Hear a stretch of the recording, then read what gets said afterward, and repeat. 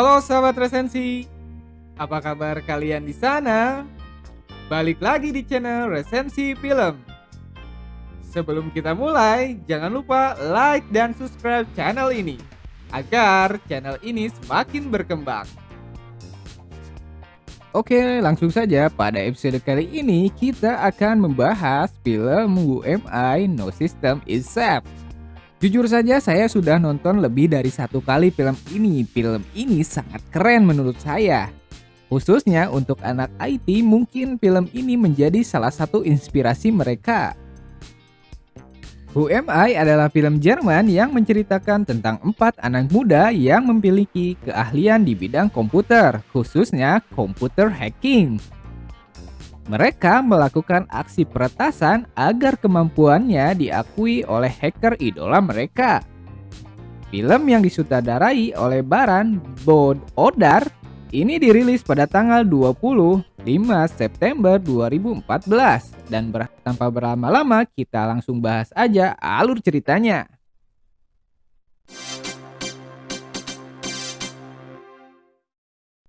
Diceritakan seorang bernama Benjamin Engel diperankan oleh Tom Selleck berada di ruangan integrasi. Benjamin ditangkap oleh Europol karena kasus cybercrime yang menimpa dirinya. Dia diinterogasi oleh detektif khusus yang menangani kasus cyber mafia yang bernama Hans Lindbergh yang diperankan oleh Trine Drill Holm. Di sana ia menceritakan masa lalunya yang suram di mana kedua orang tuanya sudah meninggalkannya sejak kecil.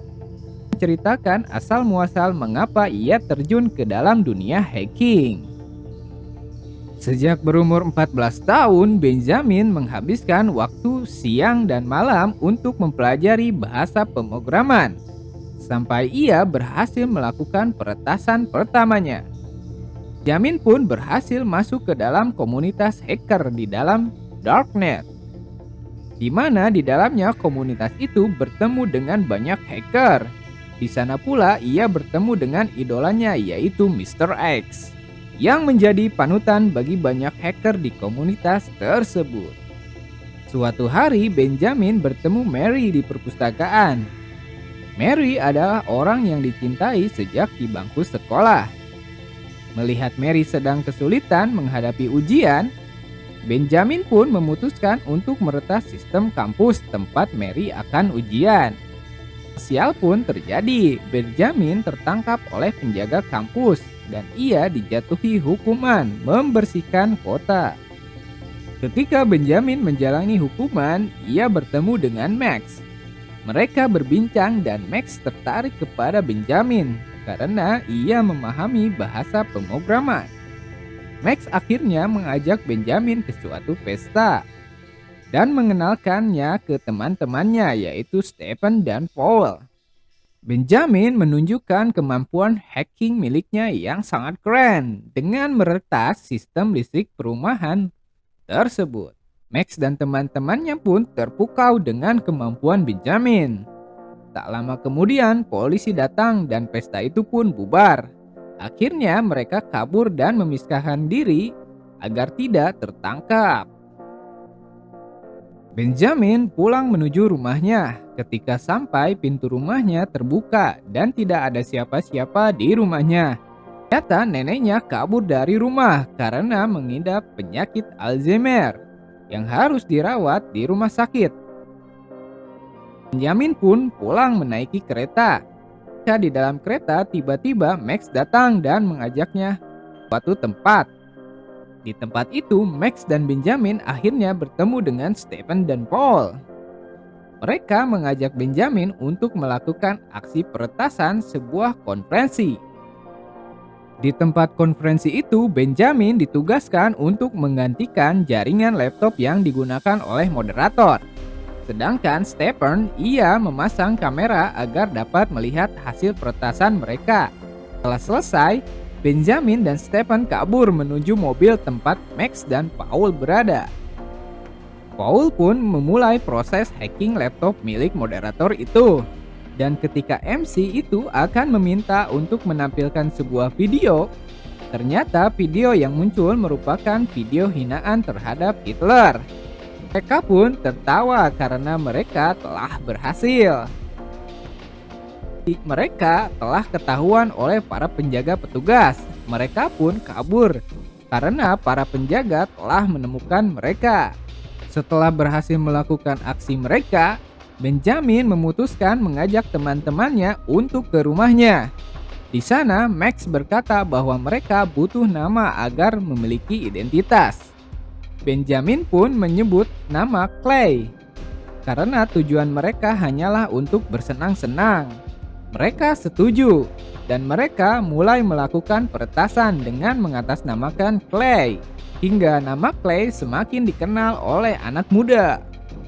Beberapa waktu kemudian, Mr. X merupakan idola mereka mengirimkan sebuah pesan. Di dalamnya terdapat sebuah laporan hasil penyelidikan Europol yang menyatakan bahwa Clay merupakan kelompok yang tidak berbahaya dan bukan termasuk pemain besar di dunia hacking. Mereka kesal dan ingin menunjukkan bahwa Mr. X salah menilai tentang Clay. Benjamin pun memberi ide untuk menyerang BND, yang merupakan badan intelijen rahasia milik Jerman, karena belum pernah ada yang berhasil menyerang BND. Mereka semua setuju dan mulai melakukan persiapan untuk menyerang BND.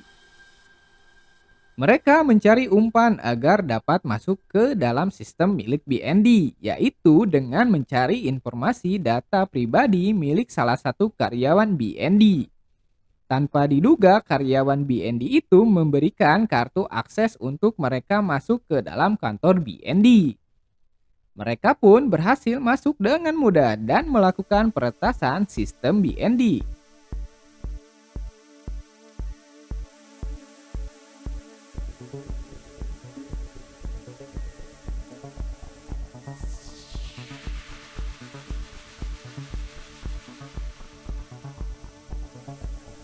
Mereka pun berhasil dan merayakan prestasi mereka dengan berpesta. Mereka mabuk dan tanpa sengaja Max mencium Mary. Benjamin yang melihat kejadian itu langsung pergi dari tempat itu. Benjamin yang kesal karena tidak dihargai. Dia menyebarkan data rahasia yang ia curi pada saat penyerangan BND ke Mr. X. Karena data tersebut merupakan data yang sangat rahasia, Clay pun menjadi sasaran utama pencarian BND dan kelompok mafia cyber Rusia. Karena terdesak, mereka terpaksa menggunakan jaringan milik perpustakaan untuk menghubungi Mr. X. Di saat bersamaan, BND telah mengetahui keberadaan mereka dan melakukan penyergapan di perpustakaan. Benjamin pun mengalihkan perhatian detektif BND agar teman-temannya dapat kabur. Mereka kabur dan bersembunyi dari kejaran BND. Setelah itu, mereka membuat strategi untuk mengungkapkan siapa Mr. X dengan memanfaatkan permintaan Mr. X untuk meretas jaringan Europol. Benjamin menanamkan virus ke dalam sebuah program yang nantinya akan diberikan ke Mr. X, sehingga mereka dapat mengungkap identitas Mr. X. Karena merasa bersalah, Benjamin memutuskan untuk menyusup ke dalam Europol sendirian. Dikarenakan ia menemukan kartu milik pelajar yang terjatuh saat akan pulang. Di dalam Europol, Benjamin memasang alat milik Paul yang berfungsi untuk meniru jaringan yang ada di Europol. Alat-alat itu bertujuan agar ia dapat masuk ke dalam jaringan Europol. Benjamin pun berhasil masuk ke dalam jaringan Europol dan memberikan akses ke Mr. X. Namun, Mr. X berhasil menipu Benjamin dengan memberikan akses kunci yang ternyata kunci itu digunakan untuk melacak keberadaan Benjamin dan mengungkap identitasnya. Benjamin pun dikejar oleh mafia Rusia yang sudah tahu keberadaannya.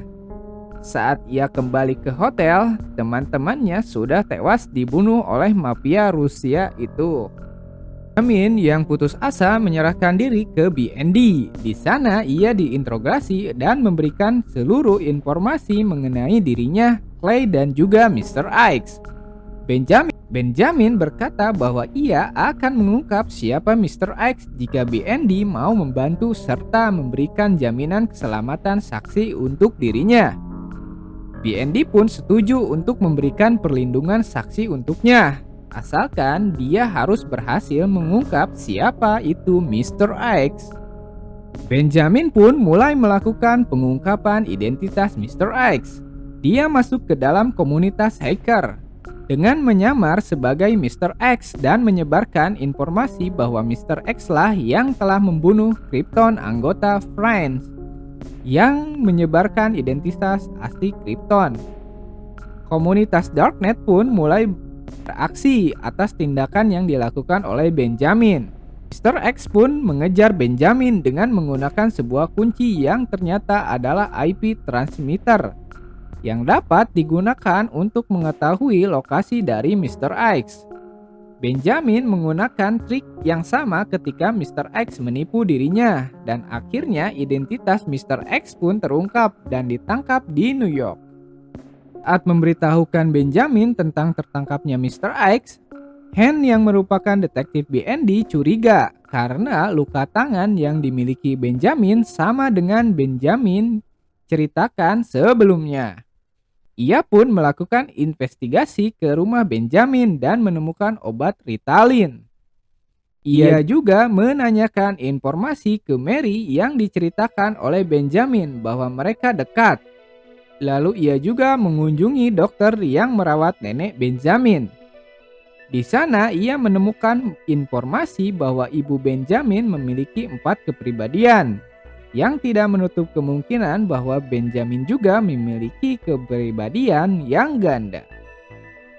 Han pun berkata ternyata semua cerita yang telah diceritakan oleh Benjamin tentang Clay dan teman-temannya adalah dirinya sendiri. Mendengar ucapan itu, Benjamin frustasi dan menangis karena tidak percaya. Karena Benjamin berbohong pada akhirnya. Benjamin pun dikeluarkan dari program perlindungan saksi dan akan segera diadili. Benjamin yang akan diadili dibawa oleh Han ketika akan naik lift. Tanpa disangka, Han mau membantu Benjamin dengan membawanya ke ruangan server Europol untuk menghapus seluruh identitas dirinya. Benjamin pun dilepaskan oleh Han. Beberapa waktu kemudian, Benjamin berada di sebuah kapal, dan hal yang mengejutkan adalah ternyata Max, Paul, Stephen, dan Mary masih hidup. Ternyata Han telah terkena tipu muslihat Benjamin dengan memanfaatkan trik social engineering, dengan membuat Han percaya bahwa Benjamin memiliki kepribadian ganda, sehingga Han merasa kasihan terhadap Benjamin. Pada akhirnya, Han melepaskan Benjamin. Benjamin dan teman-temannya pun akhirnya bebas dengan identitas baru, dan cerita pun selesai.